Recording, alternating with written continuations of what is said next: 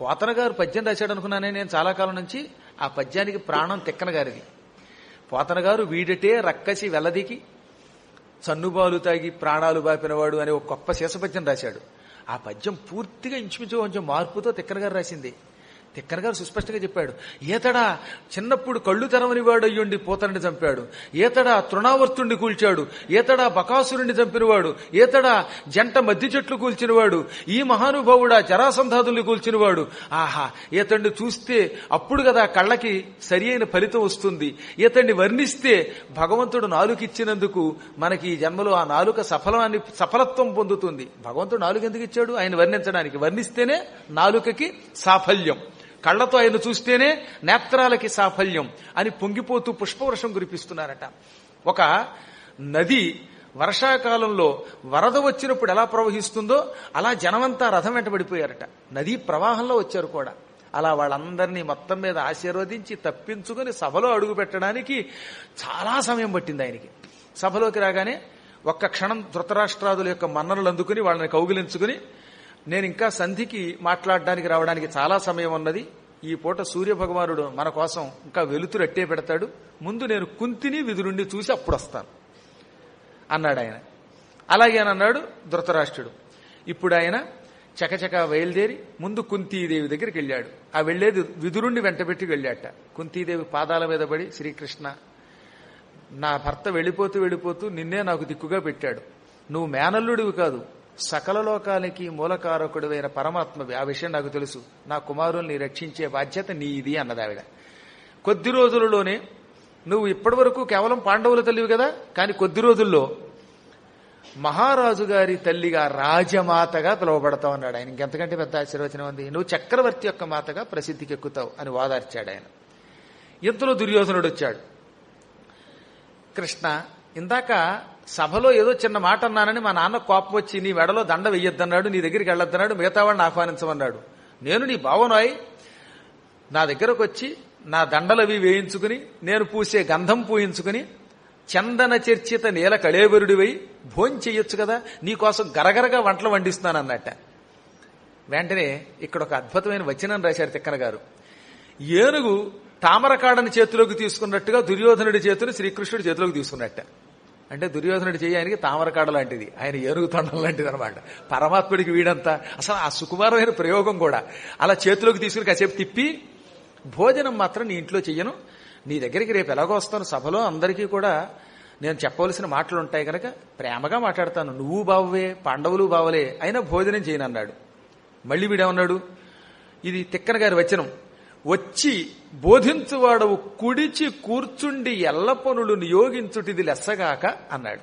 వచ్చిన వాడివి మా ఇంటికి రావాలి, మా ఇంటికి వచ్చిన తర్వాత మా ఇంట్లో భోజనం చెయ్యాలి, అప్పుడు భోజనం చేశాక ఏదన్నా చెబితే బాగుంటుంది. కానీ నేను భోజనం చేయనంటావేమిటంటే, శ్రీకృష్ణుడు స్పష్టముగా కొండబద్దలు కొట్టాడు చెప్పాడు, నాయనా నీకు నాకు వ్యక్తిగత విరోధం లేదు, కానీ నువ్వు పాండవులకి ప్రాణ విరోధివి, ప్రాణాలను నాశనం చెయ్యాలి, వాళ్ళని చంపాలనే విరోధివి, పాండవులకి ప్రాణాంతక శత్రువి. నేను ప్రాణాలు ఇచ్చేటటువంటి మిత్రుణ్ణి, నేను ప్రాణమిత్రుణ్ణి, నువ్వు ప్రాణశత్రువి.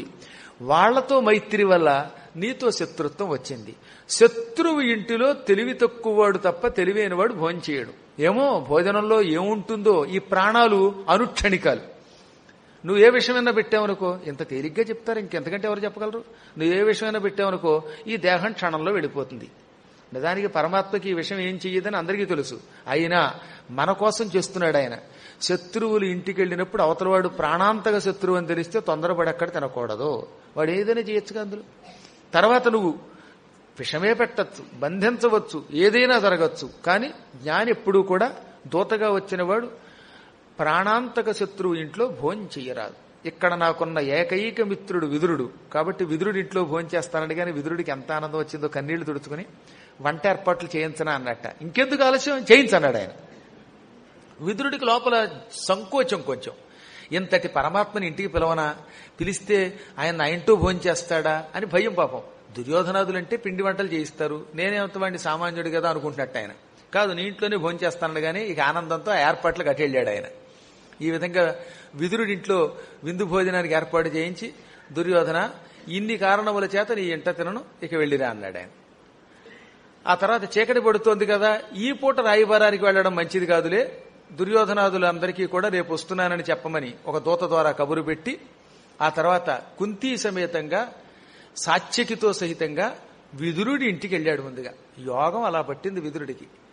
ఏ భగవంతుడి కోసం వేలాది సంవత్సరాలు మహానుభావులైన యోగులు కూడా తపస్సు చేసి కూడా ఆయన కాలి కింద దుమ్ము చూడలేరు, అటువంటి పరమాత్ముడిని తన ఇంటికి తీసుకెళ్లి తన పానుపు మీద కూర్చోబెట్టి ఆయన కాళ్లు బంగారు పళ్ళెంలో పెట్టి కడిగి ఆ నీళ్లు నెత్తి మీద చల్లుకుని తద్వారా నేను తరించాను అనుకున్నాడు విదురుడు. కారణ జన్ముడు కనుక ఆ భగవంతుడి పాదాల నుంచి గంగ పుట్టింది. గంగ పుట్టినటువంటి పాదం, బ్రహ్మంతటి వాడు కడిగిన పాదం, ఆ పాదాన్ని మళ్ళీ ఆ గంగతో కడిగి ఆ నీళ్లు శిరస్సును చల్లుకున్నాడు. అద్భుతమైనటువంటి పిండి వంటల్ని విదురుడి యొక్క పత్ని తయారు చేసింది. కృష్ణుడిని కూర్చోబెట్టి ఆకు వేసి అన్ని పదార్థాలు అడిగి ఇదిగో ఇది పప్పు, ఇది పిండి వంట అని చెప్పి వడ్డించాడు. వడ్డిస్తూ దాంతో పాటుగా తాంబూలం ఇస్తున్నాను, తాంబూలం స్వీకరించిన తర్వాత భోజనం చేయడం పూర్వం అలవాటు. ఈయన కంగారులో తాంబూలంలో అరటిపండు ఇలా ఒలిచి తొక్క అందులో పెట్టి పండు బయట పారేసేట. ఇది గొప్ప విషయం కదటండి. ఆనందం ఎక్కువైపోయి పాపం చక్కని అరటిపండే, పచ్చరటిపండో పిచ్చరటిపండు పెట్టాడు ఎలాగో, అది పచ్చరటిపండో లేక చక్కెరకెళ్ళియో పెట్టాడు ఆయన. కొంతమంది అరటిపండుని ఇస్తారు, ఎంత ఉంటుందో అది, మరి ఏ జాతివో తెలియదు కానీ ఆ పండు తింటే మనకి ఎండైజేషన్ కూడా పట్టుకుంటుంది. అలా కాకుండా మంచిదే తెచ్చాడు పాపం. కానీ ఆనందం ఎక్కువైపోయింది, తొక్క తీశాడు. ఆ కృష్ణుడు చూస్తున్న ఆనందంలో ఈ పండు ఇలా వారేసి తొక్కలా పెట్టాడు. ఈ మధ్యన అలాగే దొరుకుతున్నాయి. ఆనందం ఎక్కువైపోయి కళ్ళతోడు తీసుకెళ్లి చెత్తబొట్లో వారేసి కళ్ళతోడు పెట్టింటికి పట్టుకెళ్ళాడు. జరిగింది ఇది. శుభ్రంగా హాయిగా భాగవత సప్తాహం చేసుకుంటున్నారు మా పండితులు. ఆ పండితుడికి ఆనందం ఎక్కువైపోయిందిట భాగవతం చదువుతుంటే. ఆ ఆనందంలో ఆయన ఏం చేశాడు తెలుసా, ఆయనకు అరటిపండు పెట్టా, అరటిపండు తిని తొక్క పారేయాలి కదా, తొక్కేమో జేబులో వేసుకుని కళ్ళతోడు పారేశాడు. జరిగిందో లేదో ఆయన అడిగి చెబుతారు, అందుకని చెబుతాను. ఆ చేసింది మా అన్నయ్య గారే పైగా. అందుకని మొత్తమే చెప్పొచ్చేది ఏంటంటే, ఏమిటట భాగవతంలో దశమస్కంధం చదవడంతో ఒక రకమైన పరవశత్వం వచ్చిందిట. ఆ ఆనందంలో ఉన్నప్పుడు నేను పండు పెట్టా. ఆ పండు తిన్నాక పాప ఆయనకి ఏమైపోయింది, ఈ కళ్ళజోడు పెట్టి చేత్తో పుచ్చుకుని అది తీసుకెళ్లి అందులో పారేసి, చెత్త డబ్బా ఉంది పక్కన విస్తరాకులు పారేసి ఈ తొక్క తీసి పక్కనెట్టుకున్నాడు. కాసేపు నాక పారాయణ చేద్దామని చూస్తే కళ్ళజోడు కనబడదు. నా జోడు అని ఎంత వెతికాడో ఆయన, నేను తొక్క కనబడుతోంది. ఒరే ఎక్కడికి వెళ్ళేవారు అని అడిగితే అరటిపండు తొక్క పారేయడానికి అక్కడికి వెళ్ళానరా, అక్కడికి తప్ప ఎక్కడికి వెళ్ళలేదంటే అక్కడికి వెళ్లి చూస్తే అందులో ఉంది ఆ డబ్బాలో. మళ్ళీ నా పవిత్ర హస్తం అందులో పెట్టి ఆ పవిత్రమైన డబ్బాలోంచి కళ్ళతోడు తీసి ఆయనకి ఇచ్చాను. నిన్న జరిగింది ఇది. అంటే ఎందుకు చెప్తానంటే, మరి విదురుడు అంతటి భక్తుడు తన్మయత్వం పొందడం ఆశ్చర్యం ఉంది. మన కళ్ళ ముందు ఒక వ్యక్తి కనబడుతున్నాడు కదా. భాగవత పారాయణ తన్మయత్వంలో అరటిపండు తొక్క వెయ్యబోయి కళ్ళతోడే పారేస్తే ఆయన పాపం పండు పారేసి తొక్క పరమాత్ముడి చేతిలో పెట్టడంలో ఆశ్చర్యం ఉంది. ఖచ్చితంగా ఈ కథకు ముందు రోజు జరిగింది ఇదనమాట. ఇంతకంటే ఈ సృష్టిలో భక్తుల యొక్క అనుభూతులకి వేరే ఉదాహరణ అక్కర్లా. అయితేనే పరమాత్మ అవేం పట్టించుకోవడానికి ఆ తొక్క నోట్లో వేసుకుని నవ్వులుతుంటే పక్కన విదురుడి భార్య వచ్చి, ఏమండో తొక్కండి అందిట. తొక్కండి అంటే ఎవరిని తొక్కనంటాడు ఆయన. అరటిపండు తొక్క ఇచ్చారండి, పండు కింద పారేశారంటే అప్పుడు చూసుకున్నాడు ఆయన. పరవశత్వంలోంచి బయటకు వచ్చాడు. అరే పరమాత్మ ఎంత పొరపాటు చేశాను, పండు కింద పారేసి తొక్క పెట్టాను, ఆ తొక్కెలా నవ్విలేసావు స్వామి అన్నట్ట. నువ్వు నాకు తొక్క ఇచ్చావని తెలియలా, అందులో ఏదో తెలియని అమృత రసం కనపడింది అన్నాడు ఆయన. ఎందుకది ఆ తొక్క అంత అమృతంలో అనిపించింది? భక్తి రసం. భక్తి ఒక అమృతం. ఆ అమృతం ముందు ఇంక ఏ అమృతాలైనా బలాదురా పరమాత్మకి. దీన్ని బట్టి ఇప్పుడు అర్థమవుతుందా, భగవంతుడికి మనం ఏమి ఇచ్చేమేంటండి, అది అరటిపండ లేకపోతే మామిడి పండ, అందులో కార్బన్స్ చల్లారా లేకపోతే విషం చల్లారా, ఆయనకి అక్కర్లా. మనకైతే విషంతో ఉన్న పండు తింటే మనకి అది కషం అయిపోతుంది, నోరు పెగలదు. పరమాత్ముడు ఆయనకి భక్తితో ఇస్తే ఏదైనా స్వీకరిస్తాడు. అందుకే భక్త సులభ జనార్దన, భావగ్రాహి జనార్దన. ఆ తర్వాత చక్కగా దగ్గరుండి శ్రీకృష్ణ పరమాత్మకు భోజనం పెట్టుకున్నాడు. సంతృప్తిగా పెట్టాట. ఆయన తృప్తోస్మి అన్నాడు. అంటే 14 లోకాలు సంతృప్తి పొందాయి. ఆ రాత్రి విదురుడి దగ్గర ఎన్నో రకాల సంభాషణలు చేసి ప్రొద్దుటే లేచి కాల్యోచిత కార్యక్రమాలు చేసుకుని అతని చెయ్యబుచ్చుకుని నిండు సభకి బయలుదేరాడు. ఈ లోపు ఏం జరిగిందో తెలుసా, శ్రీకృష్ణ పరమాత్ముడు సభలో పాండవరాయబారిగా వస్తున్నాడు. ఈ కృష్ణుడు పరమాత్ముడు ఆయన ఏం మాట్లాడతాడో విందామని జమదగ్ని, కణ్వుడు, నారదుడు, సనకుడు, సనందనుడు, సనత్కుమారుడు, సనత్సుజాతుడు, మైత్రేయుడు, ఆసురి, వామదేవుడు, కపి, దుర్వాసుడు, బకుడు, వ్యాఘ్రపాదుడు, మాండవ్యుడు వంటి మహానుభావులంతా ముందే వచ్చేశారు. వీళ్ళంతా సభలో కిటకిటలాడిపోతారు. అంటే సీట్లు దొరకకుండా రుమాలు కట్టు కూర్చున్నారన్నమాట. వాళ్ళే రిజర్వేషన్ చేసేసుకున్నారు. అంటే ఋషులు ఒక పక్కన కళకళలాడిపోతున్నారు.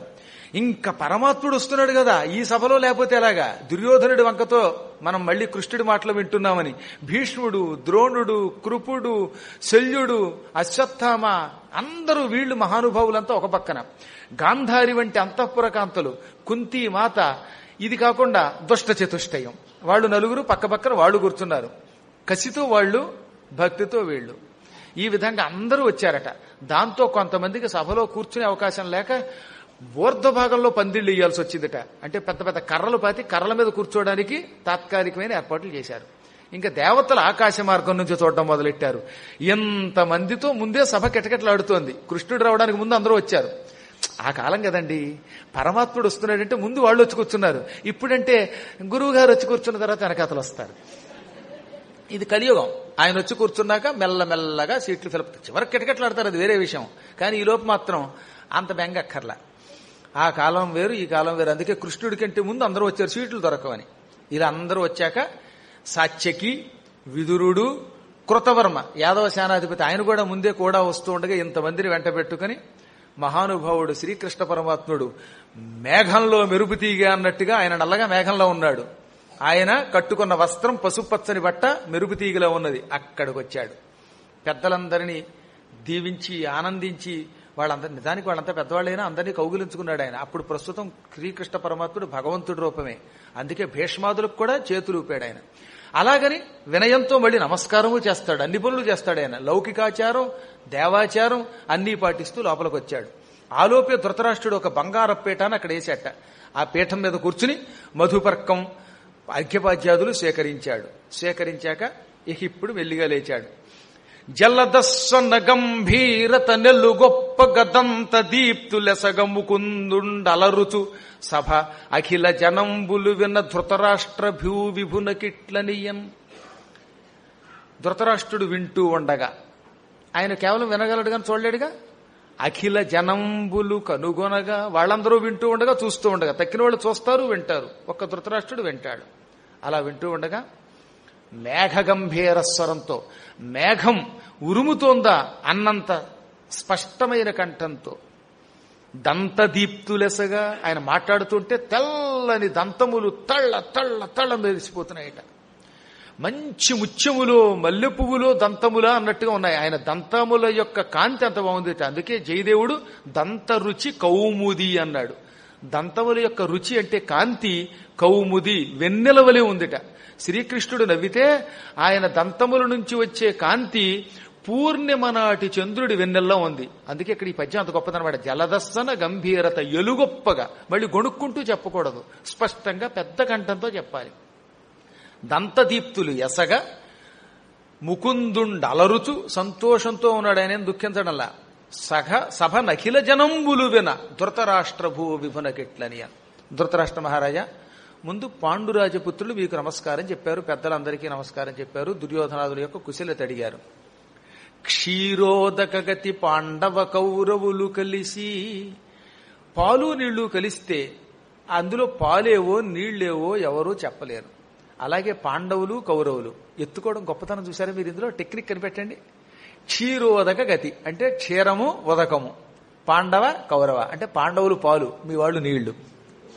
చెప్పకుండానే, అంటే మీ వాళ్ళు కలిస్తే కల్తీయే ఆ శాల్తీ. పాండవులు పాలలాగా స్వచ్ఛమైన వాళ్ళు చెప్పడమే, అది మనకి పైకి తెలియదు. పాలు నీళ్లల్లా పాండవులు కౌరవులు కలిసి అనే మాట తెలుస్తుంది తప్ప అందులో ఉన్న ఒక చమత్కారం అన్నమాట, వాక్చాతుర్యం. అలా పాండవ కౌరవులు కలిసి ఉంటే లోకానికి మంచిది అని నాకు అనిపిస్తోంది, నీకు అనిపిస్తోంది. నీ తమ్ముడు పాండురాజు శరీరం విడిచిపెడుతూ రాజ్యం అంతా నీకిచ్చాడు, రాజ్యభారంతో పాటు పుత్రభారం కూడా నీ మీద పెట్టాడు. నీవు కూడా పెద్దలు మెచ్చుకునేలాగా నీ పిల్లల్ని చాలా జాగ్రత్తగా పెంచావు, వాళ్ళ పిల్లల్ని అంత జాగ్రత్తగా పెంచావు, వాళ్ళ అన్నదమ్ముల్లా కలిసి ఉండేలా చూసావు. కానీ కాలం కలిసి రాక ఈ దుర్యోధనాదుల యొక్క క్రౌర్యం వల్ల, ఏదో బాల్యంలో వచ్చినటువంటి ఆటల్లో క్రీడల్లో ఉండే చాపల్యం వల్ల తగాదా పెంచుకున్నారు నీ పుత్రులు. ఎన్నో రకాలుగా భీమాదుల్ని చంపడానికి ప్రయత్నించారు. ఆఖరికి లక్క ఇంట్లో తగలబెట్టారు. అది తప్పించుకుని వాళ్ళు బతికి బట్టకట్టారు. చివరికి వాళ్ళ ఆస్తి అంతా సంపదంతా జోదంలో లాక్కున్నారు. వేదన పాలు చేశారు భార్యని. అయినా వాళ్ళు తట్టుకున్నారు. ఇప్పుడు ఆయన ఏమంటున్నాడో తెలిసినా, యుద్ధం కంటే శాంతి అయితే మంచిదంటున్నాడు ఆయన. 5 ఊళ్ళు ఇస్తే చాలంటున్నాడు. ఇంద్రప్రస్థం బొండెను వేరొక పట్టణం ఉండెను. ఇంద్రప్రస్థం గాని లేకపోతే మరో పట్టణం గాని ఇంకో 4 ఇంటితో కలిపి వాళ్ళకిమ్మని వాళ్ళు కోరుతున్నారు. ఆ వేపు పాండవ సైన్యంలో మహావీరాధి వీరులైనటువంటి అర్జునుడు, భీముడు లాంటి వాళ్ళు ఉన్నారు. ఎక్కడో భీష్ముడు, ద్రోణుడు లాంటి వాళ్ళు ఉన్నారు. వారు వీరు అని ఈల్గుట కంటే భవద్బలంబులై ఒప్పుట కాదే. నీకొక్క చిన్న సూచన చేస్తున్నాను. అక్కడ వీరులున్నారు, ఇక్కడ వీరులున్నారు. వాళ్ళు మహానుభావులు, రుద్రుణ్ణి మెప్పించిన వాళ్ళు. ఇక్కడున్న వాళ్ళు కూడా పరశురామాదుల దగ్గర విద్య నేర్చుకున్న వాళ్ళు. వాళ్ళు వీళ్ళు యుద్ధరంగానికి వెళ్లి ఒకళ్ళతో ఒకళ్ళు కొట్టుకు చచ్చిపోవడం కంటే భవద్బలంబులై ఒప్పుట మేలుగా అది. అంతా కలిసి ఉంటే ఎంత లాభం ఆలోచించు.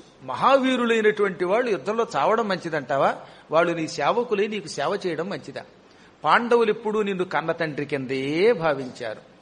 ఈ దుర్యోధనుడు నిన్ను ఎంత సేవిస్తున్నాడో అంతకంటే ఎక్కువగా వాళ్ళు మరీ ప్రేమిస్తున్నారు. అందువల్ల నా మాట వింటే బాగుంటుంది.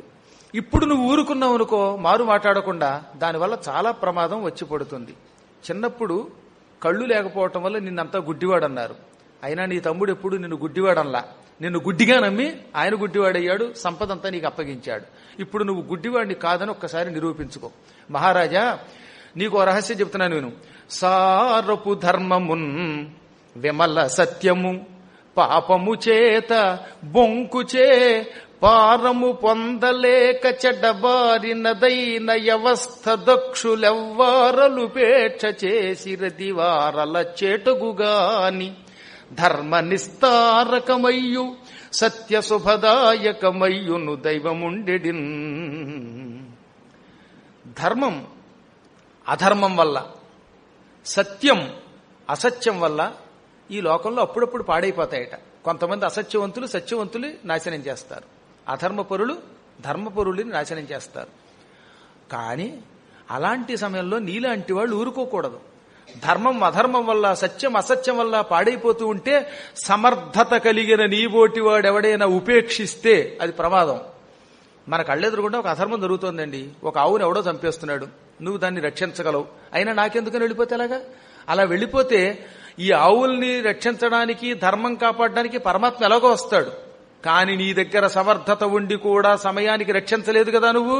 అందుకని నిన్ను మాత్రం భగవంతుడు నాశనం చేస్తాడు.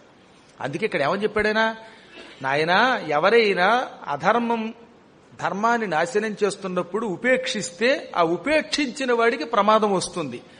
ధర్మ నిస్తారకమయ్యు అనగా ధర్మమును రక్షించడానికి, సత్య శుభదాయకమయ్యును సత్యమునకు శుభమివ్వడానికి దైవముండెడు. దేవుడున్నాడు, ఆయన వస్తాడు. కానీ అన్ని వేళలా ఆయన రాడు. నీ పని నువ్వు చెయ్యాలి. నువ్వు చేయకపోతే ఎలా మరి? పగ వల్ల పగ ఎంత నాశనం వస్తుందో ఒకసారి ఆలోచించు. అందువల్ల మరొక్కసారి నీవు ఆలోచిస్తావని, అక్కడ ఇక్కడ చిట్ట చివరికి నెపం నీ మీదే ఉంటుంది గనక చిట్ట చివరికి ఏదైనా తేడా వచ్చిందనుకో, ధృతరాష్ట్రుడు పాపాత్ముడు పక్షపాతంతో ప్రవర్తించాడని లోకమంతా నీ మీద నింద పెడుతుంది. ఆ నిందకి నువ్వు ఓర్చుకుంటావేమో ఒకసారి ఆలోచించు. క్రూరత్వానికి వారవకు. కడునొప్పెడు మేనులు వాడిగైదువుల్ గోరగా. ఎంత అందమైన శరీరాలయ్యే వాళ్ళవి వీళ్ళవి. పాండవేయులు అందమైన వాళ్ళు, నీ కొడుకులు అందమైన వాళ్ళు, సుకుమారులు. యుద్ధరంగానికి వెడితే భయంకరమైన ఆయుధాలు శరీరంలో గుచ్చుకుని యుద్ధరంగంలో కుప్పకూలిపోతారు. అందుకని ఆ ఆయుధాలకి శరీరానికి తగలగా వారు వీరు కడునొప్పెడు మేనులు వాడిగైదువుల్ కోరగా నేలగూలుటకు. ఆయుధాల దెబ్బతిని గిలగిలలాడి కొట్టుకుని చచ్చిపోవడానికి అసలు నువ్వు ఎలా ఒప్పుకోగలుగుతావు? చూడలేవనుకో, చూడలేకపోయినా కనీసం ఆ దృశ్యమైనా ఊహించుకోలేవా? గాయం ఎంత ప్రమాదమో ఆలోచించుకోలేవా? యుద్ధమంటూ జరిగితే జయాపజయాలు దైవాధీనాలు. అయినా మరొక్క మాట చెబుతున్నాను కాబట్టి విను. ఆ వేపున్నటువంటి వాళ్ళు ప్రస్తుతానికి శాంతంగా ఉన్నారు. ఆ శాంతం ఎంతకాలం ఉంటుందో నాకు తెలియదు. నేను కొంతవరకు వాళ్ళని ఆపాను. మీరొక్క 5 ఊళ్ళైనా ఇవ్వగలిగితే యుద్ధం ఆగిపోతుంది, ప్రశాంతంగా ఉంటారనగానే ధృతరాష్ట్రుడు అన్నాడు, ఎప్పుడూ రాని శ్రీకృష్ణుడు అంతటి వాడు పరమాత్ముడు ఇంత సులభముగా సంధికి అంగీకరించమని చెబుతున్నాడు. సులభ సంధి అంటే ఏమిటనమాట? 5 ఊళ్ళు అంటే చాలా తక్కువ కదా. దుర్యోధన మనకి ఇంత రాజ్యం ఉంది కదరా, ఆ మాత్రం చెయ్యొచ్చు కదా అన్నట్ట. వాసుదేవుడు చెప్పింది చాలా ఉత్తమం, అలాగే చెయ్యమన్నాడు భీష్ముడు. ద్రోణాచార్యుడు భగవంతుడి మాటలు ఇంత ఒప్పునే అన్నట్టు ఆయన. ఎంత బాగున్నాయి, చెవులకి ఎంత హాయిగా ఉన్నాయి, నీకు పెద్ద నష్టం ఉండదు, కేవలం 5 అనగానే పళ్ళు పటపట కొరికి, ఆ 5 ఇంద్రప్రస్థమే నాకు ముఖ్యం, అసలు అదన్నీ పక్కన పెట్టి ఈ ప్రస్తావన పాండవులకి నాకు పొత్తు కుదరదు. ముందే చెప్పాను ఎంతో పూర్వమే, స్వాడి సూది మన మోపే అంత భూమి కూడా ఇవ్వనన్నాడు ఆయన. వెంటనే కణ్వుడు లేచాడు. మహర్షుల్లో కణ్వుడు చాలా గొప్పవాడు. దుర్యోధన, మేము ఋషులం, నిష్పక్షపాతంగా ఉంటాం, మాకెవ్వరి మీద ప్రత్యేకమైన పక్షపాతం ఉండదు. వీడు గొప్పవాడు వాడు గొప్పవాడు అని ఉండదట. ఇప్పుడు జ్ఞానులు ఉన్నారు, జ్ఞానులు ఎవరైనా గురువులు వస్తే అందరినీ సమానంగా చూస్తారు, కానీ వాడు గొప్పవాడండి అని వాడి మీద ఎక్కువ పక్షపాతం చూపించి వీడు పనికిమాలిన వాడిని ద్వేషిస్తారా? మేము అలాంటి వాళ్ళం. మేము కౌరవ పాండవుల్ని 2 కళ్ల కింద భావిస్తాం. నీకు ఒక రహస్యం చెబుతున్నాను విను. అహంకారం ఎంత ప్రమాదమో విను అని కన్నుడు ఒక అద్భుతమైన కథ చెప్పాడు ఇక్కడ. అందులో యుద్ధానికి ముందు ఈ కథ వింటే బాగుపడతారట, వినకపోతే నశిస్తారని కూడా ఉంది ఫలశ్రుతిలో. ఒకప్పుడు ఆర్యకుడు అని పేరు కలిగిన ఒక సర్పరాజు ఉన్నాడు. ఆయన పాతాళంలో ఉంటాడు. తెలుసుగా మీకు, భీముడికి నాగామృతం ఇచ్చినోడు ఆర్యకుడే. ఆ ఆర్యకుడికి సుముఖుడని పేరు కలిగిన ఒక మనవడు ఉన్నాడు. ఆ మనవడికి పెళ్లి చేద్దాం అనుకున్నట్టు ఆయన. ఎంతలో ఏమైంది, ఇంద్రుడి సారథి మాతలికి ఒక అందమైన కూతురుంది. ఆ కూతురు ఈ సుముఖుణ్ణి ప్రేమించింది, అంటే ఆర్యకుడి యొక్క మనవణ్ణి ప్రేమించింది. నేను నిన్నే పెళ్లి చేసుకుంటానంది. తండ్రి దగ్గరకు వచ్చింది, నాన్న నేను నాగరాజు అయిన ఆర్యకుడి యొక్క మనుమణ్ణి సుముఖుణ్ణి పెళ్లి చేసుకుంటాను అందిట.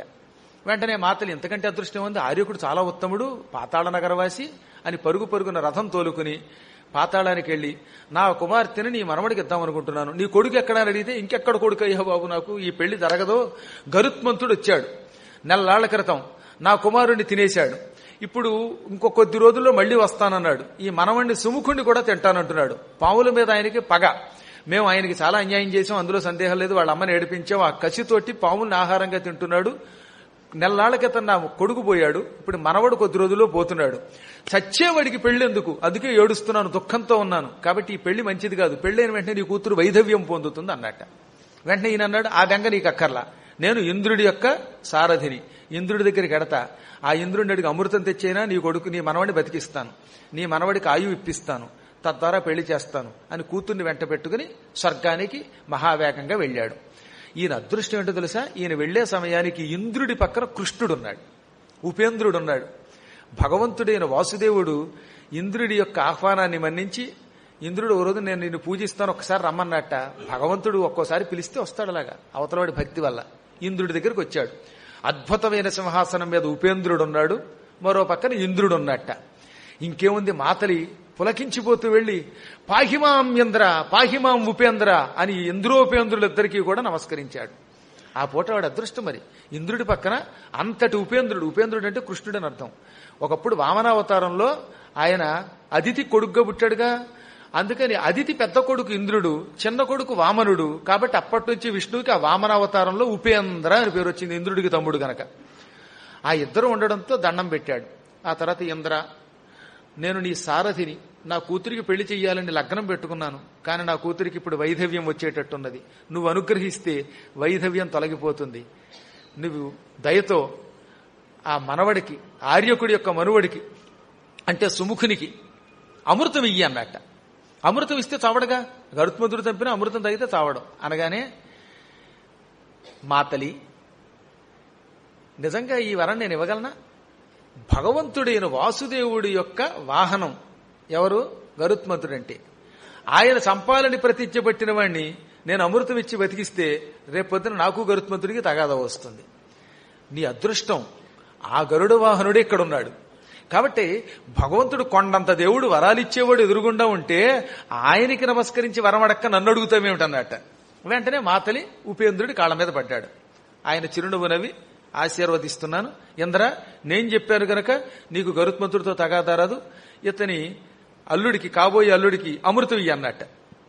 మళ్ళీ ఇంద్రుడు ఏమన్నాడు తెలుసు? ఇంద్రుడు చాలా తెలివైనవాడు అండోయ్, తన దగ్గరికి ఏం రాకుండా చూసుకుంటాడు. వరం స్వామి చేత ఇప్పించాడు. మళ్ళీ ఏమంటున్నాడు, నువ్వు అన్నట్టే అమృతం ఇచ్చాననుకో పాములకి అమృతం ఇవ్వడం ప్రమాదం, వాడికి విషం పెరుగుతుంది, చావు ఉండదు, దాంతో వాడు రెచ్చిపోతాడు. కాబట్టి అమృతం ఇవ్వను కాని వాసుదేవ, నీ అనుగ్రహం వల్ల ఆశీర్వదించే శక్తి నాకుంది గనక చిరంజీవి భవాన్ని దీవిస్తాను, ఎక్కువ ఆయువు ఇస్తాను అని వెంటనే ఏం చేశాడు, ఒరే సుముఖ ఇలా రారా అని దగ్గరికి పిలిచి నెత్తిమే చెయ్యట్టి, నీకు ఇప్పట్లో మృత్యువు లేకుండా వరమిస్తున్నాను, నీకు ఆయువు పెరుగ్గాక అన్నట్ట.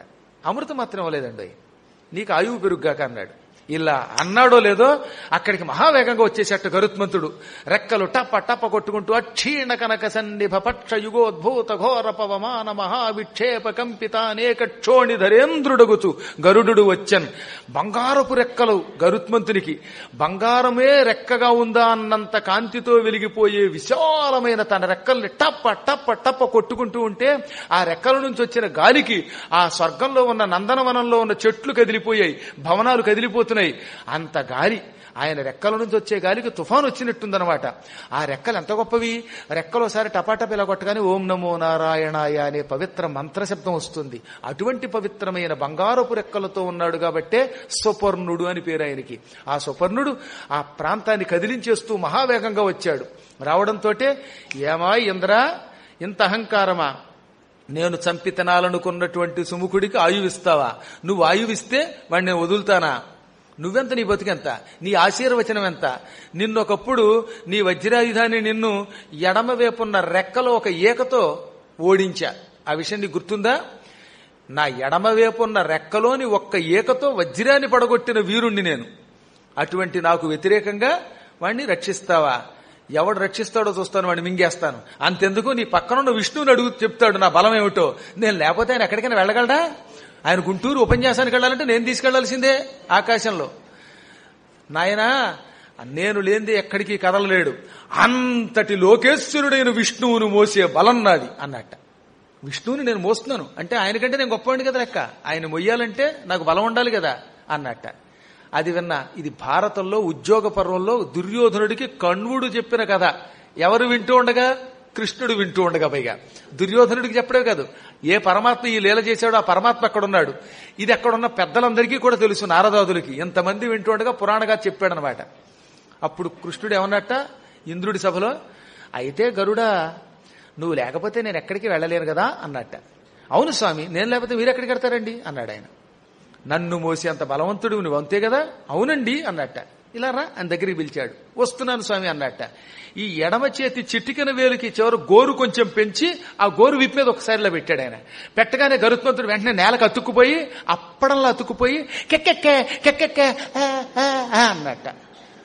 ఆయన నాలుగు బయటెట్టినట్టుగా నేను పెట్టలేను, అంతలా బయటెట్టాడు. అది ఒరిజినల్. మొత్తం రెక్కలు నేలకు అతుక్కుపోయి మనిషిలు అప్పడం అయిపోయి నోట్లోంచి మాట రాక నాలుగు నేలకొచ్చి నేల రాసుకుని అన్నాడు. ఏమన్నా మాట్లాడతావంటే మాట్లాడలేను, గొంతుకు పోయింది, నోట్లోంచి మాట రావట్లా, నాలుక కొట్టుకుంటోంది. స్వామి అని అతి కష్టం మీద గొంతు పెగలించుకుని ఆ గోరు తీయకపోతే, ఏంటి ఎడమ చేతి చిటికెన వేలు గోరు, అది తీయకపోతే ఇక నా నోరు లేవదు, నేను చచ్చిపోతాను, భోరు భోరు అంటున్నాను, తీయి అన్నట్ట. వెంటనే ఆయన గోరు తీసి, ఇప్పుడు చెప్పు నాయనా, నన్ను నువ్వు మోస్తున్నావా అన్నట్ట. నోరు మూసుకుంటాను. మొయ్యడం ఏమిటండి బాబు, నేను నిన్ను మోస్తున్నానన్నా ఎంత తెలివి తక్కువతానో అర్థమైంది. ఇప్పుడే నోరు మూసుకుంటాను. తండ్రి నీ పాదాలకు నమస్కారం. నువ్వు అనుగ్రహించి బలమిచ్చి నా శరీరంలో నీ శక్తి నింపి ప్రేమతో నా వీపు మీద కూర్చుంటే నేను నిన్ను మొయ్యగలను. కానీ నువ్వు ఉఫ్ అంటే ఈ ప్రపంచం నిలబడుతుందా? నీ పాదాల కింద ఉన్న ఇసుక రేణువు కూడా మేము మొయ్యలేం. ఎందుకో తెలియదు, ఈ పూట నాకు దురహంకారం పట్టుకుంది, అందుకే పిచ్చవాగుడు వచ్చింది. తండ్రి మేలయ్యింది, నా అహంకారం మొత్తం సర్వనాశనం అయిపోయింది, గర్వం సర్వం కర్వం చేశావు అని కృతజ్ఞత చెప్పి గరుత్మంతుడు, ఇంద్ర నా ఇందాకటి వాగుడు పట్టించుకోకు, ఒక్కోసారి కర్మకాలి ఎంత గొప్పవాడికైనా ఇలాంటి బుద్ధి వస్తుంది అంటే గరుత్మంతుడు అంత వినయంగా నడవండి. ఎందుకో నా మీద అవిద్యామాయ పడింది, అజ్ఞానంలో పడ్డాను, క్షమించని వెళ్ళిపోయాడు. ఆ తర్వాత మాతలి తన కూతుర్నిచ్చి సుముఖుడికి పెళ్లి చేశాడు. ఆనాడు ఇంద్రుడి దగ్గర గరుత్మంతుడి యొక్క వీపు మీద వేలు పెట్టి ఆయన నడిచిన ఆ ఉపేంద్రుడు రా నాయన ఈ కృష్ణుడు. ఆనాడు గరుత్మంతుడంతటి వాడు మోస్తున్నాననుకుని భంగపడ్డాడు. నువ్విప్పుడు ఇన్ని పిచ్చవక సామాన్యుడి కింద చూసి పిచ్చివాగుడు వాగి అనవసరంగా అవమానిస్తున్నావు. నువ్వెంత భంగపడతావో ఆలోచించు. ఇప్పుడు నేను చెప్పిన కథ విని భక్తితో కృష్ణుడిని పూజిస్తే నీకు విజయం కలుగుతుంది. ఇప్పుడు కూడా వెనక కృష్ణుడిని తిరస్కరిస్తే నీకు పతనం ఖాయం, చావు తప్పదు అనగానే అప్పుడు కూడా వాడికి అర్థం కాదండి కర్మ. వాడు పళ్ళు పటపట కొరికి ఇంతమంది ఋషులు కొమ్మక్కైపోయారు. వీళ్ళందరినీ లంచమిచ్చి కృష్ణుడు అదుపులో పెట్టుకున్నాడు. ఈ భీష్మాదులంతా వంత పాడతారు. ఇది సభ అన్నాడు వాడు. నేను మీ అందరికీ ఒకే మాట చెబుతున్నాను, మంచో చెడ్డో ఎట్టి పరిస్థితులలోనూ కూడా నేను వీళ్ళ మాట వినను అనగానే ద్రోణుడు లేచి, నాయన చిన్నప్పటి నుంచి మీకు వాళ్ళకి పాఠం చెప్పాను, ఈ గురువు గారినైనా మన్నించు, అనవసరంగా యుద్ధంలో చచ్చిపోతాం అనగానే ఈ కర్ణుడు భర్రులు లేచిపోయి, మీకు జీతాలు ఇచ్చి ఇంతంత ఉద్యోగాలు ఇచ్చి అన్నం పెడుతున్నటువంటి మహారాజు గారిని ఎవడో వచ్చి ఏదో మాట మాట్లాడుతూ ఉంటే మీ ఇష్టం వచ్చినట్టేమో దానికి తానా అంటే తందానా అంటారా? అసలు మీకు కృతజ్ఞత ఉందా? అసలు మీ వంశమే ఎటువంటిది అని తెగతిట్టగానే అశ్వత్థామ లేచి, ఒరే మూర్ఖుడా, నీ వల్లేరా ఈ యుద్ధం అంతా వస్తోంది, అనవసరంగా వాడిని రెచ్చగొట్టకరా, గురువు గారు అన్నాక నిష్పక్షపాతంగా ఉంటారు, యుద్ధం అంటూ జరిగితే ఎవరికి నష్టమో నీకు తెలుసు, రెండు వైపులా నష్టం తప్పదు, కానీ చివరికి పోయే కాలం ఇటే వస్తుంది అనగానే వెంటనే దుర్యోధనుడు లేచి, పక్వాన్నములు కొడవండి, యజ్ఞాలు చేసుకోండి, మిమ్మల్ని అందరినీ నమ్ముకుని నేనేం యుద్ధానికి వెళ్ళడంలా, నాకు చాలు ఈ రాధేయుడు, నా దుశ్శాసనుడు చాలు అనగానే నువ్వు నన్ను నమ్మవు, వాళ్ళని నమ్మవు, ఇంకెందుకు నాన్న వీడు తెగ తిడుతున్నాడు, మన అండక్కర్లేదట, కర్ణుడు అండ చాలట, మనం పోదాందా, రా నాన్న, ఓ మావయ్యారా పోదాం అన్నట్ట అనగానే కృష్ణుడు అన్నాడు, క్రమక్రమంగా మీ కొలువంతా ఏమైపోయింది, యుద్ధరంగంగా మారుతోంది. అందరూ ఉండగానే నేను చెప్పి 4 ముక్కలు చెప్పి పోదాం అనుకుంటున్నాను. ఒక్క క్షణం ఉండండి. సేవాభావము సూత ధర్మమును రాశీభూతమై యొప్ప వాచా వాత్సల్యము చూపె కర్ణుడిట.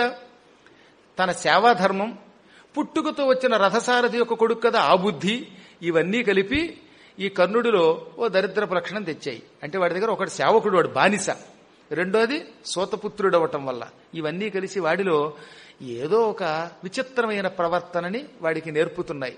అందుకే వాడు పరాక్రమం ప్రదర్శించడు, నోటి వాత్సల్యం చూపిస్తాడు. వాచా వాత్సల్యం అంటే మాటలే, నేను అర్జునుడిని చంపుతా, వాడిని చంపుతా అంటాడు. అది కేవలం ఏమిటి, వాక్కే. యుద్ధరంగంలోకి వస్తే ఆ పని చేయలేడు. వాడి లక్షణం అది. అయితేనే అందరూ వింటూ ఉండగా నేను చెప్పవలసిన 4 మాటలు చెప్పాలి, వినండి అన్నట్ట. ఆ 4 మాటలు వినాలంటే ఇప్పుడు సమయం సరిపోదు. సరిగ్గా 6:30కు వస్తే చెల్లియో చెల్లకో వంటి అద్భుతమైన పద్యాలుంటాయి ప్రారంభంలోనే. కాబట్టి రేపు రాయబారం వంటి అపూర్వ ఘట్టాలతో రేపు మళ్లీ కలుసుకుందాం. స్వస్తి ప్రజాభ్య పరిపాలయంతాం న్యాయేన మార్గేణ మహీం మహిషాః గోబ్రాహ్మణేభ్యः శుభమస్తు నిత్యం. లోకాః సమస్తాః సుఖినో భవంతు.